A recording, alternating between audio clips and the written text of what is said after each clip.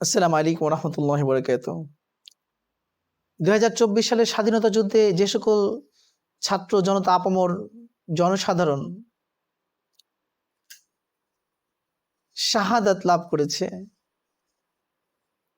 দেশ ইসলামকে রক্ষা করতে গিয়ে এই দেশে স্বাধীনভাবে নিজেদের মত প্রকাশ করার জন্য যারা নিজেদের জীবনকে বিলিয়ে দিয়েছে, আমরা দোয়া করি আল্লাহ পাক যেন তাদেরকে শাহাদাতের মৃত্যু নসিব করে দেন।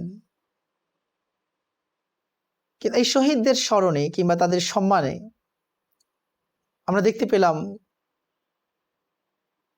স্মৃতিসৌধের মাঝে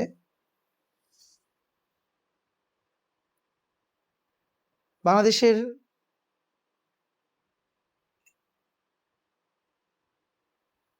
ঢাকা মেডিকেলের পাশে যে সৌধ আছে সেখানে মোমবাতি জ্বালানো হয়েছে, কিংবা অনেক জায়গায়, বাংলাদেশের অনেক জায়গায় মোমবাতি জ্বালিয়ে শহীদদেরকে স্মরণ করা হচ্ছে, তাদের প্রতি সম্মান প্রদর্শন করা হচ্ছে। আসলে মোমবাতি জ্বালিয়ে শহীদদের প্রতি সম্মান প্রদর্শন করা এবং তাদেরকে স্মরণ করা, এটা একটি মানব রচিত পদ্ধতি, মানুষ এটাকে বানিয়েছে। কিন্তু আসলে কিভাবে শহীদদেরকে স্মরণ করলে সঠিকভাবেই তাদের পরবর্তী জীবন কার্যকরী হবে এবং তারা মৃত্যু পরবর্তী জিন্দেগিতে, কবর এবং আখিরাতের জিন্দেগিতে সুখী, সমৃদ্ধ, সুন্দর একটি লাইফ লিভ করতে পারবে, সেই পদ্ধতি আমাদেরকে দেখিয়ে দিয়েছেন মুহাম্মদুর রাসূলুল্লাহ সাল্লাল্লাহু আলাইহি সাল্লাম। মোমবাতি দিয়ে তাদেরকে স্মরণ করা, মোমবাতি জ্বালিয়ে তাদেরকে শ্রদ্ধার্ঘ্য এবং সম্মান প্রদর্শন করা, এটা একটি মানব রচিত সিস্টেম পদ্ধতি, যার মধ্যে কিছুটা ভুল আছে। কারণ হলো, মোমবাতি জ্বালিয়ে আগুন প্রজ্বলিত করা হয়, আর পারস্যের মধ্যে কিছু মানুষ আছে যারা আগুনের পূজা করে, বাংলাদেশেও আছে। আমাদের অনেক ভাইরা আছেন যারা আদম সন্তান, বনি আদম হিসেবে পৃথিবীর সকল মানুষ একে অপরের ভাই ভাই।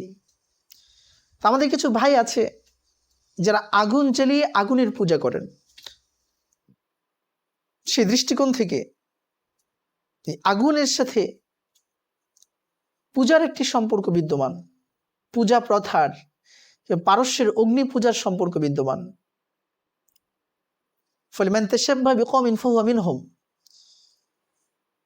যারা অগ্নি পূজা করে তারা তাদের পূর্বপুরুষদেরকে, শহীদদেরকে, বীরদেরকে স্মরণ করতে গিয়ে মোমবাতি জ্বালিয়ে শ্রদ্ধার্ঘ্য সম্মান অর্পণ করে। এই জন্য আমাদের জন্য উচিত হবে যে এটাকে সম্মানের মাধ্যম না বানানো, স্মৃতিচারণের মাধ্যম উপকরণ না বানানো, বরঞ্চ আমরা তাদের বীরত্ব গাথা আলোচনা করতে পারি, যেমন বিশ্বনবী মুহাম্মদুর রাসূলুল্লাহ সাল্লাল্লাহু আলাইহি সাল্লাম করেছেন। তাহলে যারা 2024 সালে স্বাধীনতা অর্জন করতে গিয়ে স্বাধীনতার যুদ্ধে নিজেদের জীবন বিলিয়ে দিয়েছেন, অকাতরে নিজেদের লৌহ দ্বারা, রক্ত দ্বারা বাংলার জমিনকে রঞ্জিত করেছেন, যেন বাংলার মানুষ স্বাধীনভাবে কথা বলতে পারে, তাদের কর্ম সম্পাদন করতে পারে এবং তারা সঠিকভাবে দ্বীন ইসলাম পালন করতে পারে, তাদের জন্য করণীয় হলো, আসলে সঠিকভাবে যদি আমরা তাদেরকে সম্মান প্রদর্শন করতে চাই, তাদের প্রতি শ্রদ্ধার্ঘ্য অর্পণ করতে চাই, তাহলে সবচেয়ে কার্যকরী পদক্ষেপ হলো যা মুহাম্মদুর রাসূলুল্লাহ সাল্লাল্লাহু আলাইহি সাল্লাম বদরি সাহাবীদের ক্ষেত্রে করেছেন, উহুদের সাহাবীদের ক্ষেত্রে করেছেন, যারা বদর, উহুদ, খন্দকে শহীদ হয়েছেন। নবী করিম সাল্লাল্লাহু আলাইহি সাল্লাম তাদের বীরত্ব গাথা, তাদের যুদ্ধের ইতিহাস বর্ণনা করতেন। রাসূল সাল্লাল্লাহু আলাইহি সাল্লাম তাদের বীরত্বের কাহিনী শুনতেন। তাহলে তাদের নিয়ে আলোচনা সভা করা, এটা একটি প্রথম কাজ। দ্বিতীয় কাজ, তাদের জন্য ইসালে সওয়াব করার চেষ্টা করা, কোরআন খতম দিয়ে সেটা পাঠানো, সূরা ইখলাস 3 বার পাঠ করে তার সওয়াব তাদের কবরে ইসালে সওয়াব করে দেওয়া। তারপরে বিভিন্ন আমালের, নওয়াফিল আমালের হাদিয়া তাদের কবরে পৌঁছে দেওয়া, যাতে করে আল্লাহ পাক তাদের গুনাহ খাতাগুলো মাফ করে দেন। 3 নম্বর কাজ, তাদের জন্য বেশি বেশি ইস্তিগফার করা। 4 নম্বর কাজ, তাদের যে পরিবার আছে তাদের খোঁজ খবর নেওয়া, তারা কি অবস্থায় আছে। 5 নম্বর কাজ, তাদের পরিবার যদি অর্থনৈতিক হেল্পের প্রয়োজন হয়, তাহলে অর্থনৈতিক হেল্প করার মাধ্যমে তাদের পরিবারকে সহযোগিতা করা। যেমন আবু সাঈদের পরিবারকে সহযোগিতা করার জন্য ডক্টর শফিকুর রহমান তিনি 6 লক্ষ টাকা সেখানে দিয়ে এসেছেন, দান করে এসেছেন, এবং তাদের পরিবারের আজীবন পর্যন্ত খোঁজ খবর নেওয়ার দায়িত্ব তিনি গ্রহণ করেছেন। ঠিক একইভাবে আমাদেরকে শহীদদের প্রতি যদি শ্রদ্ধার্ঘ্য সম্মান অর্পণ করতে হয়, তাদের জন্য আল্লাহ পাকের কাছে দোয়া করা, এটাই হলো সবচেয়ে উত্তম পদ্ধতি। মোমবাতি জ্বালিয়ে মানব রচিত কোনো সিস্টেমকে অনুসরণ করার মাধ্যমে